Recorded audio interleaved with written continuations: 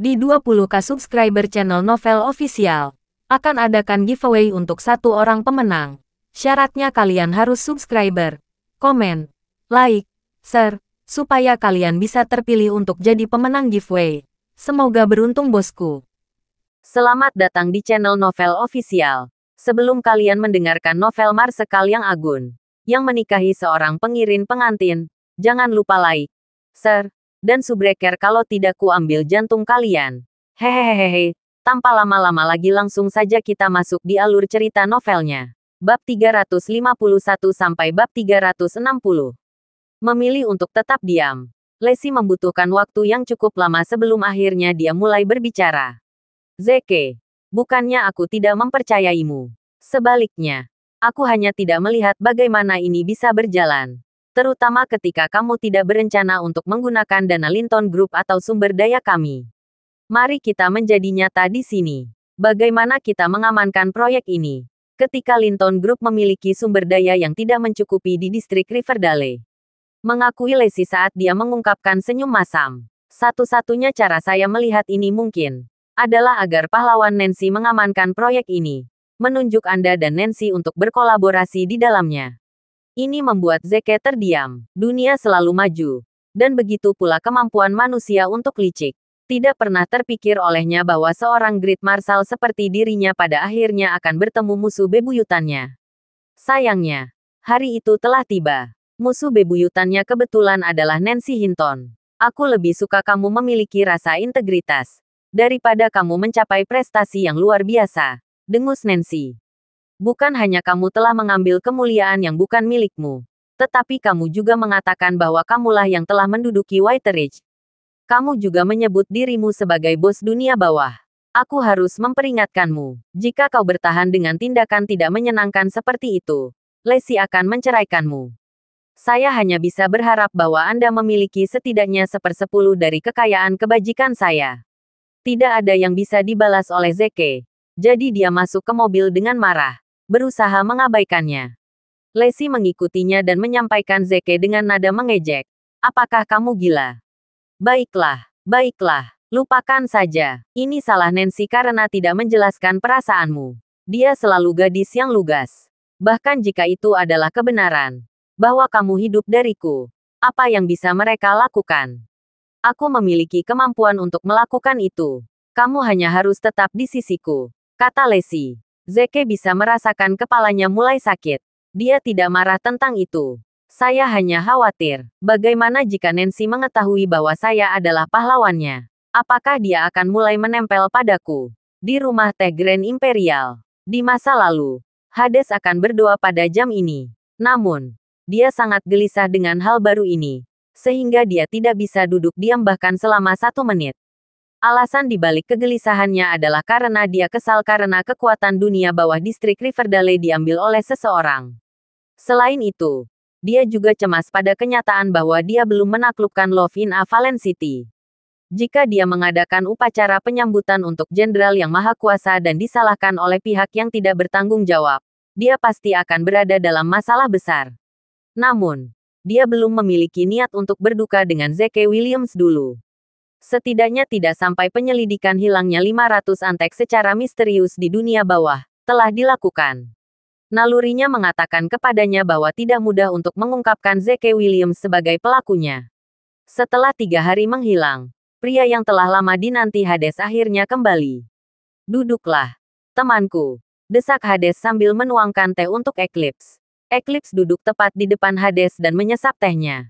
Kami telah menyelesaikan penyelidikan. Jadi, bagaimana sebenarnya Williams menghadapi 500 antek itu sendirian? Lanjut Hades dengan tidak sabar. Antek-antek itu sebenarnya ditangkap oleh jenderal yang maha kuasa. Apa? Hades tercengang. Dia bisa merasakan tangannya gemetar. Sedikit sekali. Tidakkah jenderal yang maha kuasa tinggal di kota Oheart baru-baru ini? Aku ingat dia bahkan memecat wali kota-kota Oheart. Bagaimana dia bisa tiba di distrik Riverdale dalam waktu singkat itu? Kenapa dia bahkan menangkap antek-anteknya? Apakah itu perbuatan Williams? Itu aku tidak tahu. Aku Eclipse sambil menggelengkan kepalanya. Ruangan itu jatuh ke dalam keadaan hening. Terlepas dari sikap mereka yang tenang, Mereka berdua tercengang dengan perubahan drastis dari peristiwa tersebut. Jika Zeke benar-benar mendapat dukungan dari Jenderal yang Maha Kuasa, mereka tidak akan punya peluang untuk melawannya. Bagaimanapun, tuan mereka memiliki status yang sama dengan Jenderal yang Maha Kuasa. Apa yang bisa mereka lakukan? Ketika bahkan tuan mereka tidak punya cara untuk meluncurkan dengan Jenderal yang Maha Kuasa. Saat mereka memikirkan pilihan mereka, telepon Hades tiba-tiba berdering. Itu Logan Huff. Hades, apakah kamu sudah mengamankan Love in a Fallen City? Tanya Logan. Saya baru saja berbicara dengan tuan kita di telepon dan dia ingin saya memperingatkan Anda bahwa jika proyek tidak diamankan dalam waktu 5 hari, akan ada harga yang harus dibayar. Kalau begitu, kenapa Anda tidak mengamankan proyek itu sendiri? Petugas Huff, tanya Hades dengan dingin. Omong kosong, Tuan telah menetapkan peran kita masing-masing bertahun-tahun yang lalu. Aku bertanggung jawab atas masalah resmi sementara kamu bertanggung jawab atas perusahaan dan dunia bawah. Cinta di kota jatuh dianggap komersial. Tentu saja, itu termasuk dalam keyakinan Anda. Selain itu, tidak pantas bagi orang sepertiku untuk mengambil tindakan terhadap perusahaan swasta. Jika saingan tuan kita mengetahui hal ini, apakah kamu bersedia menanggung konsekuensi yang datang darinya? Hamif, apa kamu yakin itu bukan karena kamu sebenarnya takut dengan latar belakang Zeke Williams? Ejek Hades, latar belakang Zeke Williams. Coba katakan, latar belakang seperti apa yang dia banggakan? Orang yang mendukungnya tidak lain adalah Jenderal Besar Utara. Jawab Hades. Oh, Hades sayangku. Sepertinya penuaan benar-benar santaimu. Bagaimana kamu bisa percaya pada dongeng setinggi itu? Kamu seharusnya tahu bahwa tujuan utama yang Tuhan kita perintahkan untuk menyambut Jenderal Utara secara langsung adalah untuk memenangkannya. Jika Williams benar-benar keturunan langsung dari Jenderal Utara, apakah menurut Anda Tuhan masih akan mengeluarkan perintah seperti itu kepada kita? Bukankah ini akan menimbulkan permusuhan dengan sang jenderal? Lalu, bagaimana Anda menjelaskan kasus di mana Jenderal Utara telah menangkap 500 antek di distrik Riverdale, yang secara efektif menyelamatkan Zeke Williams? Itu hanya kebetulan bahwa Jenderal yang Maha Kuasa telah bertemu dengan orang-orang di dunia bawah. Dia melakukan ini karena kewajibannya. Ini tidak ada izin dengan Williams. Jawab Logan Huff. Jenderal yang Maha Kuasa berada di kota O'Hare belum lama ini.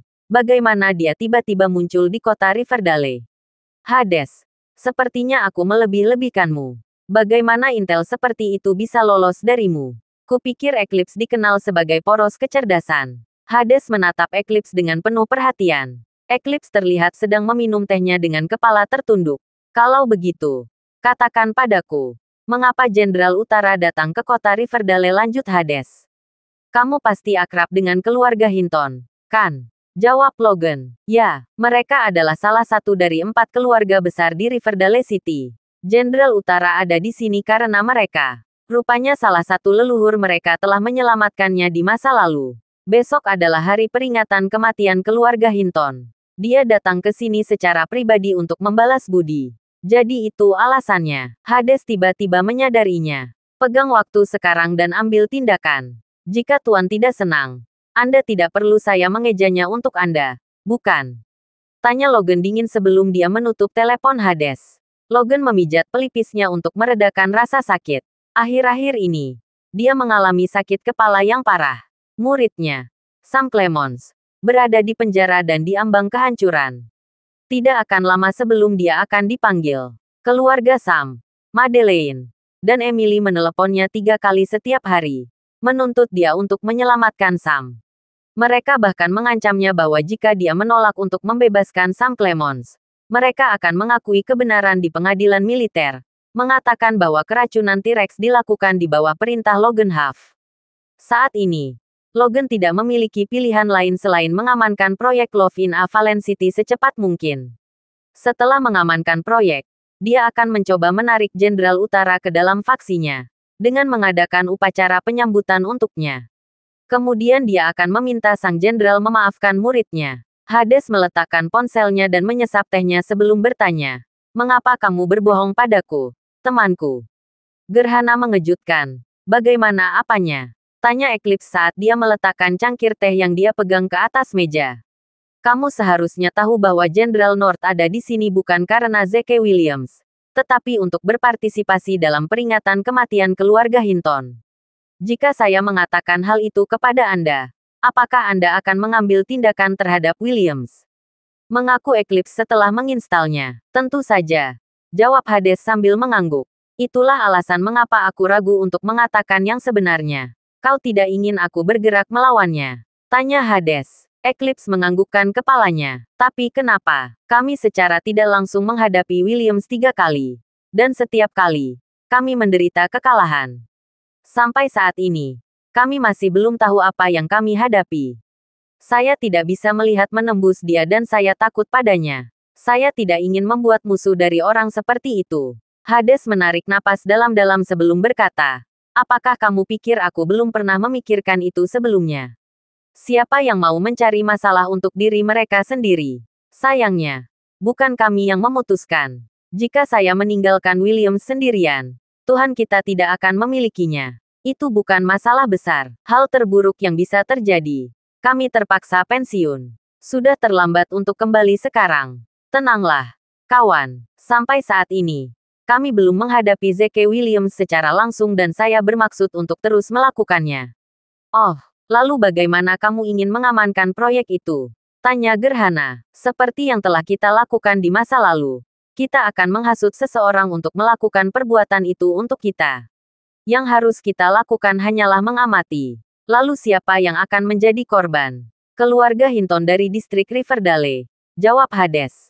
Gerhana tercengang. Bahkan keluarga Forrest bukanlah lawan yang pantas untuk Zeke Williams. Apa yang bisa dilakukan keluarga Hinton? Itu tidak benar. Ada seseorang di keluarga Hinton yang merupakan lawan yang hebat bagi Williams. Isi aku, kata Eclipse, saat matanya bersinar. Seringai muncul di wajah Hades. Daniel Hinton, ayah mertua Zeke Williams, dikenal karena berbakti, kata Hades sambil menyesap tehnya. Apa artinya ini? Eclipse berpikir sendiri sambil mengerutkan kening. Apa hubungan kesalehan anak Daniel Hinton dengan melawan Williams? Keesokan harinya, itu adalah hari dengan cuaca yang indah. Orang Cina percaya bahwa itu adalah hari yang baik untuk pindah atau mengadakan peringatan kematian. Bagi keluarga Hinton di kota Riverdale, itu adalah hari yang sangat penting. Karena itu adalah peringatan kematian leluhur mereka.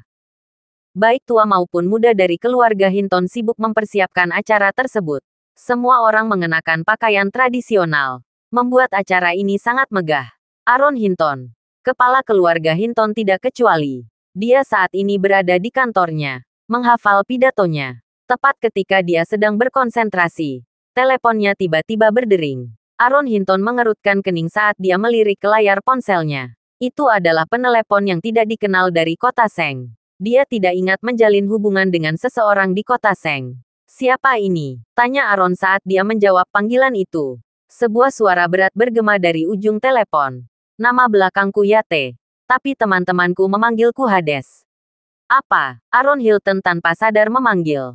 Dia bisa merasakan tangannya gemetar. Hades Kota Seng. Dia adalah sosok legendaris yang dikenal oleh semua orang. Seluruh dunia bawah Rivermouth adalah miliknya. Bahkan keluarga Forrest, keluarga terkaya di Riverdale, hanyalah boneka Hades. Keluarga Hinton sama sekali tidak banyak akal atau pengaruhnya dibandingkan dengan keluarga lainnya. Mengapa sosok legendaris seperti itu secara pribadi meneleponnya? Halo, Tuan Yate. Suatu kehormatan bisa berbicara dengan Anda secara pribadi. Jawab Aaron sopan.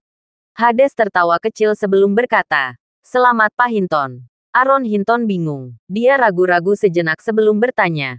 Tuan Yate, untuk apa Anda mengucapkan selamat kepada saya?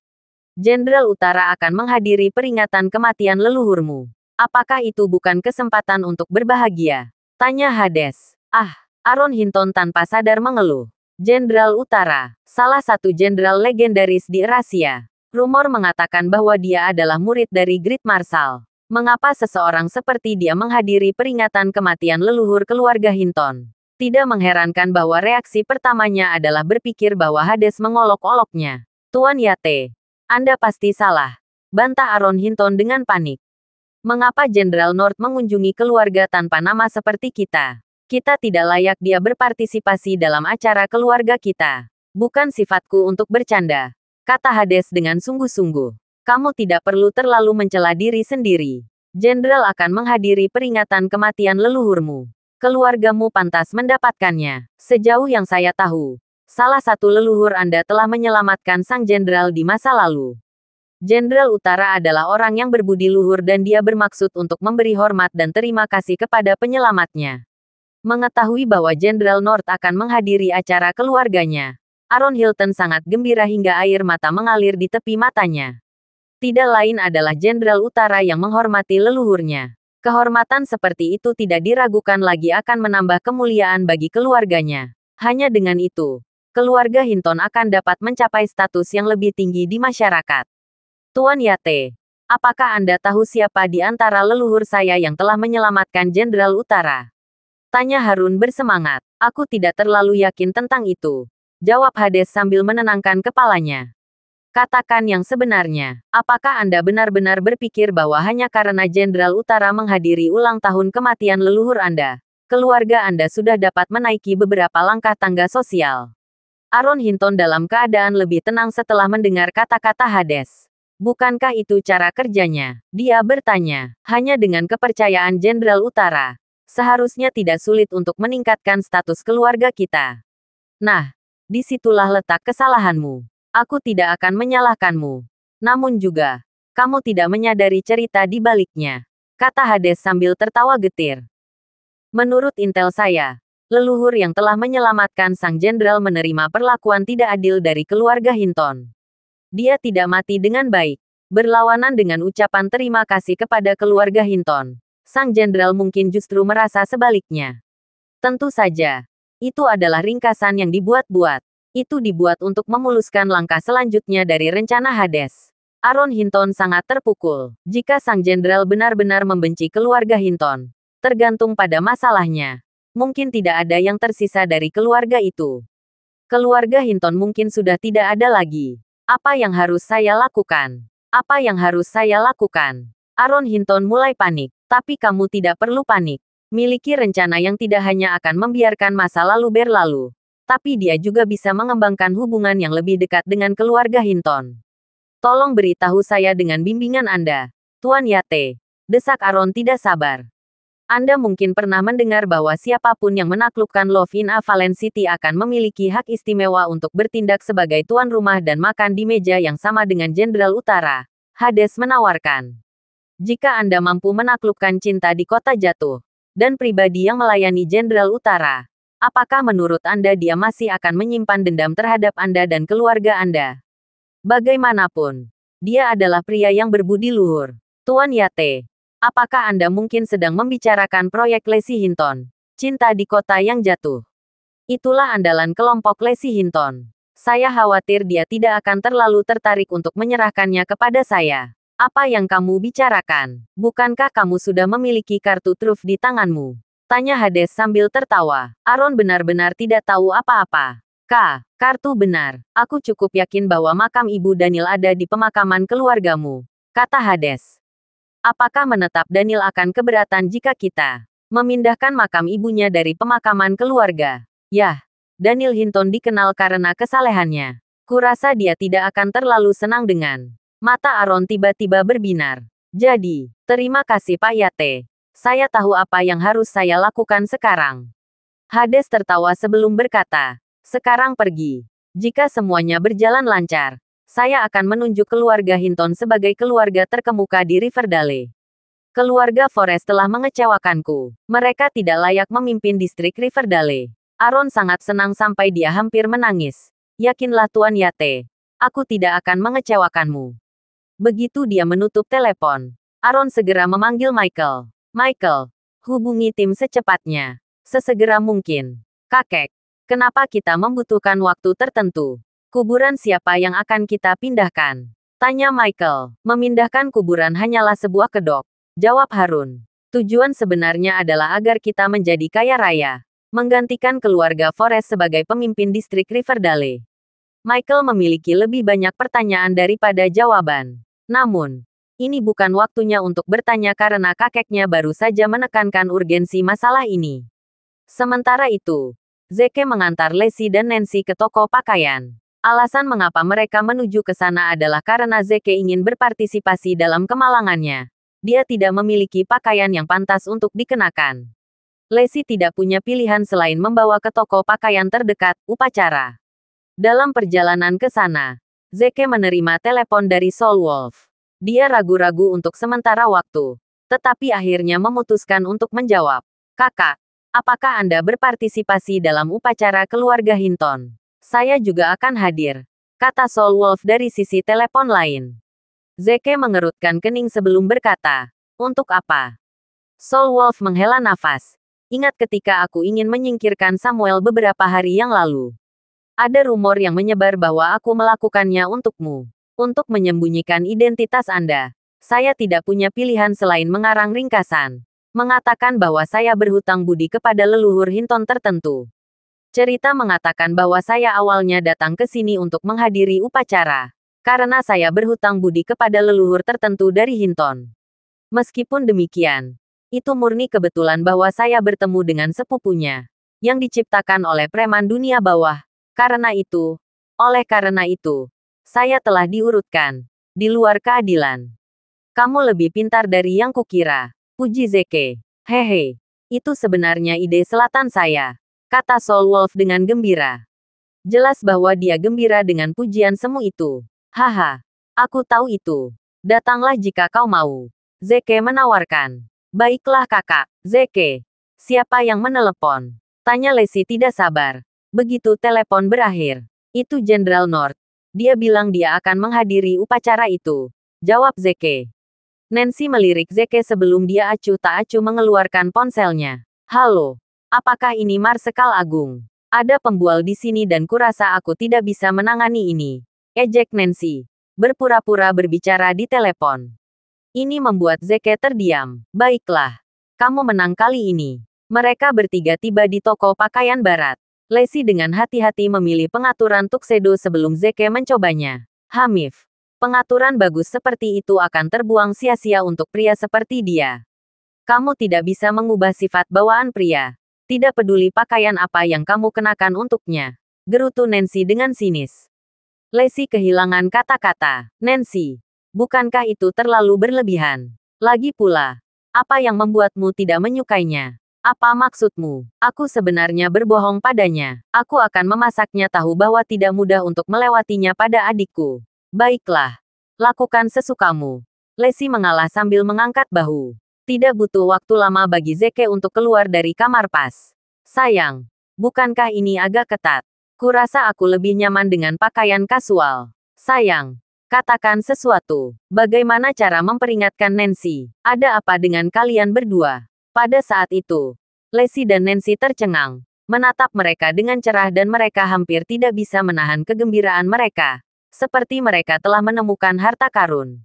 Harta karun yang dimaksud, Zeke Williams. Siapa yang mengira pria berpenampilan biasa seperti Zeke akan terlihat sangat bagus dalam pengaturan jas? Sosoknya cocok dengan sempurna. Hampir seperti yang dilukiskan dirinya. Bahunya lebar dan dadanya kokoh. Tidak ada tanda-tanda lemak pada dirinya. Dalam satu kata, dia seksi. Tidak diragukan lagi banyak wanita akan ngiler jika mereka bisa melihatnya. Lacey tidak bisa menahan diri. Dia melangkah ke menyentuh dada dan lengan. Dengan terang-terangan meraba-raba dia sambil mondar-mandir. Tampak tajam. Zeke. Kamu mungkin lebih seksi daripada Henry Cavill. Bagaimana memerintahkan? Nancy. Nancy menjawab dengan suara bingung. Dengan tubuh ini, sayang sekali kau bukan model. Lacey. Kau beruntung. Wanita beruntung. Zeke memiliki ekspresi yang sedikit terganggu di wajahnya. Apa ini? Kamu benar-benar memujiku. Saat sadar kembali, Nancy bisa saja membenturkan kepalanya ke dinding. Ya Tuhan, aku benar-benar memujinya. Apa yang terjadi dengan membencinya selama 10.000 tahun? Hah, aku hanya bercanda. Seolah-olah aku akan mengatakan hal-hal baik tentangmu. Dibandingkan dengan pahlawanku, kamu bisa dibilang bercanda. Aku ragu ada orang yang akan membawamu bahkan jika kamu menjual dirimu untuk menjadi pendamping. Zeke santai mendengar kata-katanya. Sekarang inilah Nancy yang dia kenal. Lacey terkikik dan menggoda. Ayolah Nancy. Jangan terlalu keras kepala. Kau hanya iri padaku, kan? Nancy memerah karena malu saat dia menyala. Omong kosong. Laki-laki saya jauh lebih baik dari Anda. Mengapa saya harus cemburu? Lihat tubuh itu. Bukankah dia jauh lebih baik dari Zeke? Tunggu. Ya, mengapa lebih saya melihat? Semakin terasa seperti mereka memiliki bentuk tubuh yang sama. Lacey tertawa terbahak-bahak pada wanita lain. Pada saat itu, teleponnya berdering. Adam menelepon untuk memberitahu mereka bahwa mereka harus mengangkut ke Hinton Hollow karena upacara akan segera dimulai. Menjanjikan mereka akan segera sampai. Lacey menutup telepon dan bersiap untuk pergi bersama Zeke. Pria itu jelas tidak nyaman dengan pakaiannya saat dia mengeluh. Lacey, bisakah aku mengganti pakaian yang sedikit lebih nyaman? Jas ini terlalu ketat dan ketat. Tidak, aku ingin kau memakainya seumur hidupmu. Bolehkah aku melepasnya saat aku tidur? Tidak, kapan aku mandi? Tidak, baiklah kalau begitu. Namun, saya harus diperingatkan bahwa saya tidak memiliki banyak kendali diri. Lain kali ketika saya mandi, Anda mungkin harus bergabung dengan saya. Bajingan. Kau menjebakku. Hinton Hollow terletak di pinggiran distrik Riverdale dan dikelilingi oleh pegunungan di satu sisi dan sungai di sisi lain. Pendiri grup Hinton sengaja menyewa seorang guru Feng Shui China untuk memilih lokasi kuburan. Dimakamkan di sana ketika mereka meninggal adalah kehormatan besar bagi salah satu Hinton. Keluarga Hinton berdiri dalam barisan rapi di depan kuburan leluhur mereka. Wajah mereka khusyuk dan hormat. Di kepala kelompok adalah Aaron Hinton. Satu-satunya yang disebutkan adalah Daniel Hinton dan istrinya, Hannah Lawson, yang sama-sama berdiri di salah satu sudut kuburan, sekitar 500 meter dari kuburan leluhur. Ini adalah sudut yang disediakan untuk para pelayan keluarga Hinton. Ibu Daniel, istri kedua Adam, dimakamkan di sini. Ini berarti bahwa kedudukan dalam keluarga hanyalah sebagai pelayan rendahan. Keluarga Hinton tidak pernah merasa menjadi bagian dari keluarga. Tiba-tiba, ada hiruk-pikuk keras di gerbang kuburan, menarik perhatian semua orang. Sekelompok pria menerobos masuk ke kuburan dengan melompat di tangan mereka. Mereka tampak seperti tim senang. Semua orang bingung dengan penampilan mereka. Hari ini adalah hari di mana keluarga Hinton memberikan penghormatan kepada leluhur mereka. Apa yang dilakukan tim di sini? Kuburan siapa yang akan dipindahkan? Pemimpin tim berhenti di depan Aaron. Tuan Hinton, kuburan mana yang akan kita pindahkan? Aaron menunjuk rencana Ibu Daniel. Berkata, yang itu. Oke, tim kemudian berjalan ke kuburan soliter. Dalam sekejap, Daniel merasa pikirannya kosong. Mereka ada di sini untuk ibu. Ibunya sangat menderita ketika dia masih hidup. Keinginan terbesarnya dalam hidup adalah dimakamkan di Hinton Hollow setelah dia meninggal. Dia hanya ingin diterima oleh keluarga. Setelah kematiannya, Daniel telah berjuang mati-matian untuk haknya untuk dikebumikan di sini. Syukurlah, dia akhirnya berhasil. Namun sekarang, bertahun-tahun kemudian, istirahat ibunya akan terganggu. Tidak mungkin dia bisa begitu tidak berbakti untuk membiarkannya. Dia dengan cepat menghalangi orang-orang untuk mendekat dan berteriak, "Berhenti, Paman. Apa hakmu untuk memindahkan makam ibuku?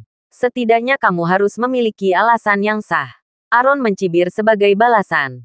"Kamu ingin alasan? Aku akan memberikan satu." Dengan itu, dia berbalik untuk melihat Adam. Mereka berdua jelas bersekongkol satu sama lain ketika Adam buru-buru menawarkan, "Selama dia hidup, ibumu membawa dirinya dengan tidak benar. Dia tidak hanya mencuri dari keluarga Hinton, tetapi dia juga merayu pria lain. Bahkan, bertanya-tanya apakah kamu benar-benar bahkan anakku." Terdengar suara gumaman saat anggota keluarga lainnya mulai bergosip di antara mereka sendiri. Aku selalu mengatakan bahwa wanita itu tidak baik. Dia jelas tahu Adam sudah menikah. Namun dia masih dengan sengaja merayunya. Bahkan setelah mereka menikah, dia selalu keluar rumah dan keluar sepanjang malam. Siapa yang tahu hal-hal tidak senonoh apa yang dia lakukan? Memiliki wanita seperti dia dimakamkan di kuburan yang sama dengan nenek moyang kita seperti menerbitkan kuburan mereka. Memalukan. Dia tidak pantas dikubur di sini. Daniel hampir meledak karena marah mendengar kata-kata mereka. Seolah-olah matanya merah karena emosinya yang tertekan. "Ayah, bagaimana kamu bisa mengatakan itu tentangmu? Bertahun-tahun yang lalu, dia menolak untuk menikahimu. Jadi kamu menggunakan kekuatan keluarga Hinton untuk memaksanya untuk patuh. Setelah dia menikahimu, Dia melakukan yang terbaik untuk menjadi istri terbaik dan dia bisa menjadi ibu. Tidak peduli berapa banyak keluarga yang memilihnya. Dia selalu menahan amarahnya karena dia khawatir membuat segalanya lebih sulit untukmu. Ketika Anda diasingkan dari keluarga Hinton, dialah yang mengambil tanggung jawab merawat kami. Dia mencari pekerjaan sehingga dia bisa mendapatkan uang untuk kami. Jika bukan karena dia, Anda dan saya akan mati kelaparan sejak lama.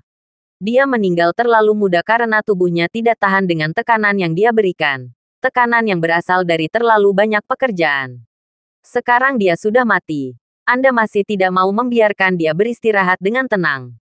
Apa kamu tidak punya hati nurani? Adam sangat marah. Kamu bajingan kecil. Siapa kamu untuk menceramahiku? Beralih ke tim tertentu. Dia diperintahkan.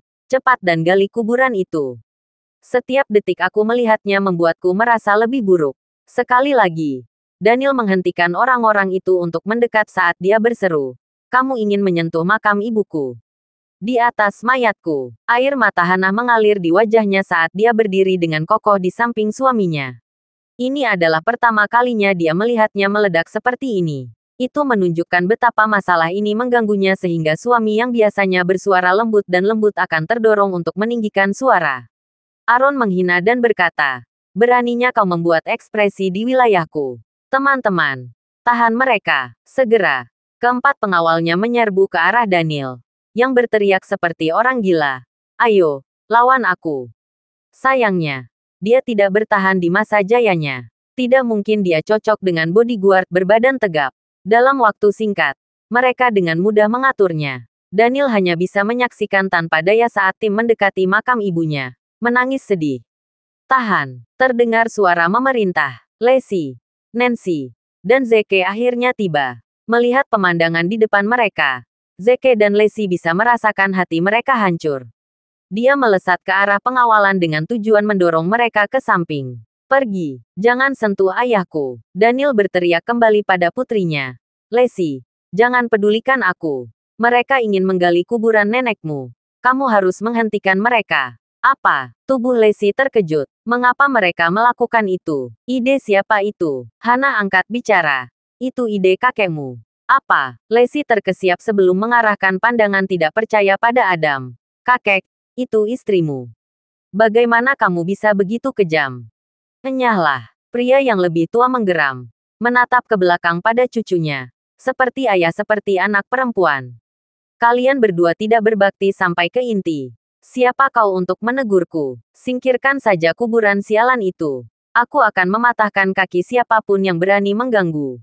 Tunggu, Adam berseru. Aaron, jangan terlalu masuk akal. Meskipun istrimu tidak setia padamu, dia secara teknis memang memberi keluarga Hinton seorang putra. Kita tidak bisa melupakan fakta itu. Bagaimana kalau kita memberi mereka kesempatan sekarang? Secercah harapan melintas di mata Daniel. Kesempatan apa? Kamu menyerahkan cinta di kota yang jatuh kepada kami dan kami menyentuh jasad ibumu. Kesadaran muncul pada Lacey dan keluarganya. Memindahkan kuburan adalah kedok. Motif mereka sebenarnya adalah memaksanya untuk menyerahkan proyek itu. Kekecewaan dan keputusasaan muncul dalam diri Daniel saat dia berjongkok. Jadi begitulah. Aku benar-benar meremehkan betapa tidak tahu malunya kalian semua. Love in a Fallen City adalah proyek yang dengan susah payah diperoleh Lacey. Sebagai ayahnya, aku mungkin tidak bisa untuk banyak membantu. Tapi aku juga tidak akan pernah menyakitinya. Aku lebih baik mati daripada mengecewakan proyek itu.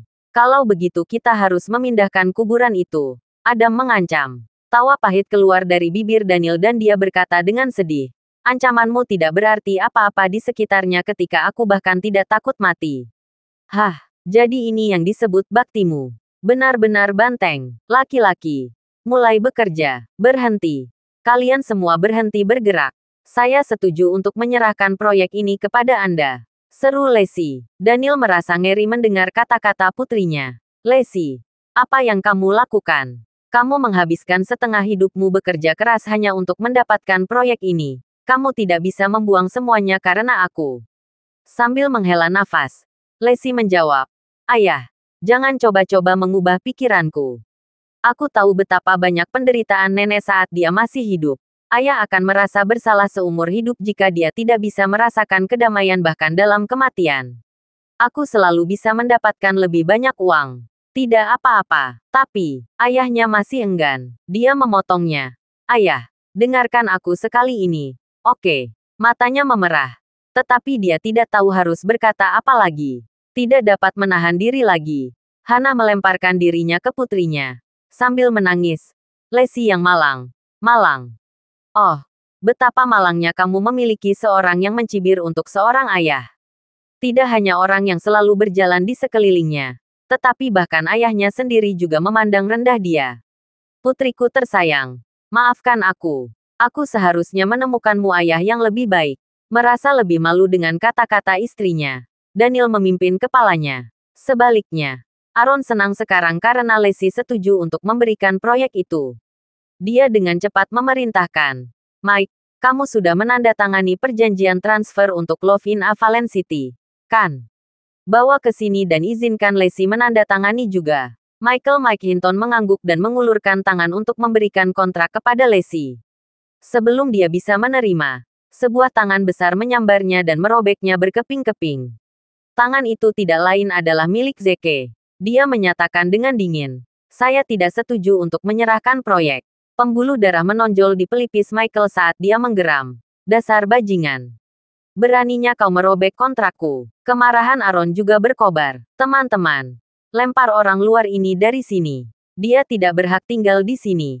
Di Hinton Hollow. Seketika, Lesi bergerak untuk berdiri di depan Zeke. Suaranya tegas saat dia berkata, tunggu.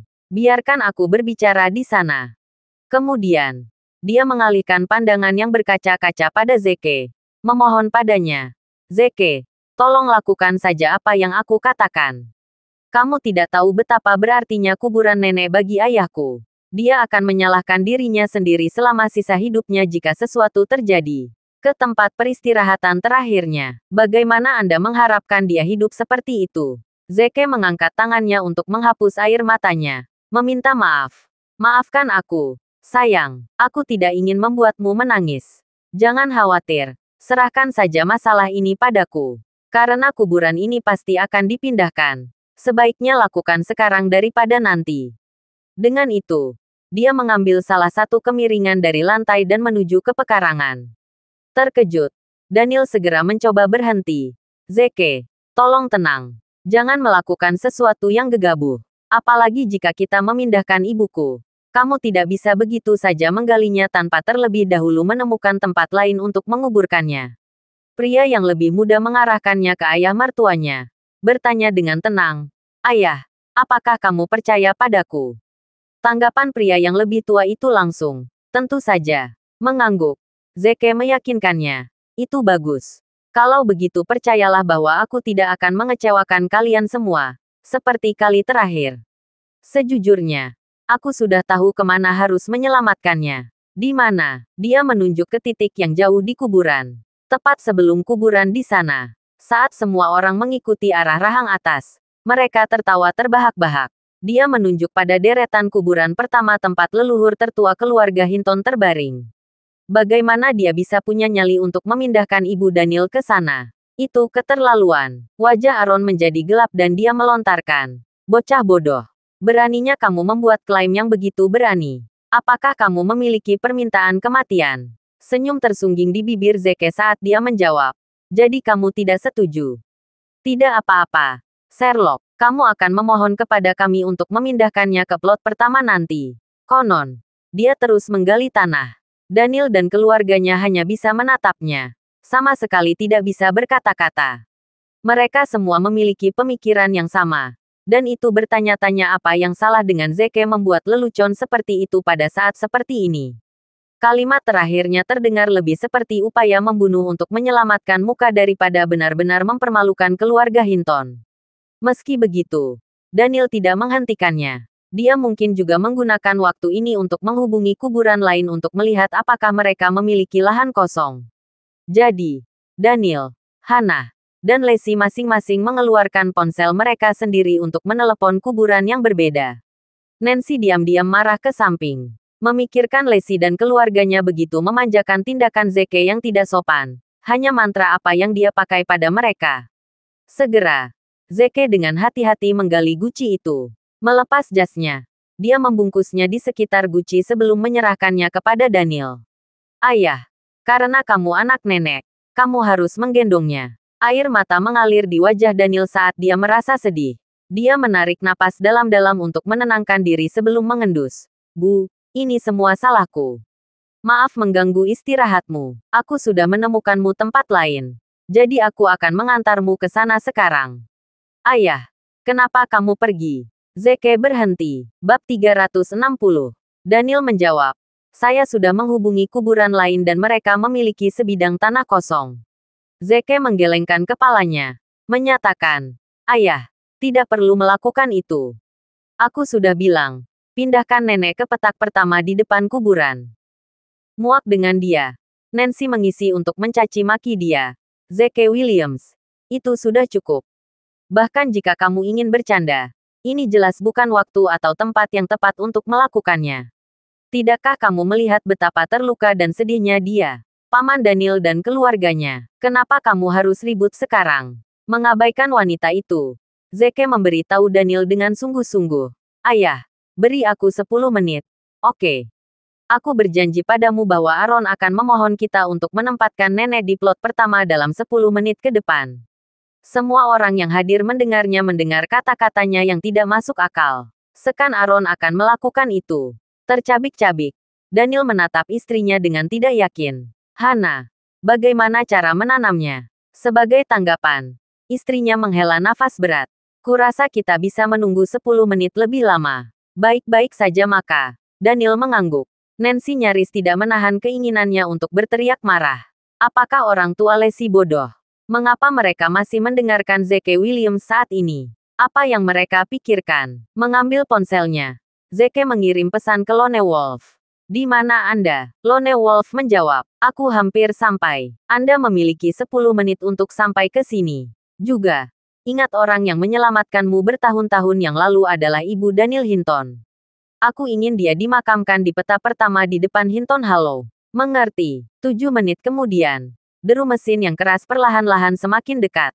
Konvoi kendaraan militer berhenti tepat di depan gerbang kuburan. Munculnya armada mobil ini telah menarik perhatian banyak orang dan kerumunan besar telah terbentuk di gerbang.